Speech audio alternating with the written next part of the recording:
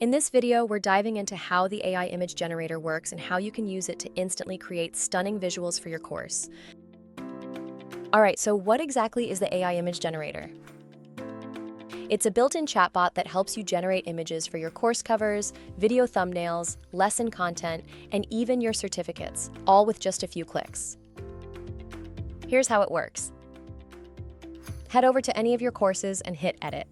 Then jump to the landing page section. You'll see two options for your course image. Upload one from your computer or let the AI do the heavy lifting. Click Generate AI Thumbnail and boom.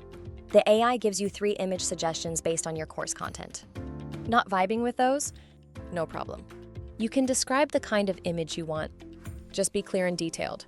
Talk about what should be in the image, the vibe, maybe even the style, then pick the mode, theme, and style that fits, and hit Generate. Once the image loads, click Confirm, and you'll get the option to replace your old image with the new one. Quick heads up, this change can't be undone. Once you swap in the new image, the old one's gone, unless you upload it again or generate a new one. Now let's talk about video thumbnails. When you upload a video directly to the platform, it picks a random frame from the video as the thumbnail by default. But you don't have to stick with that. You can either upload your own custom image or use the AI generator again. Same steps. Super easy.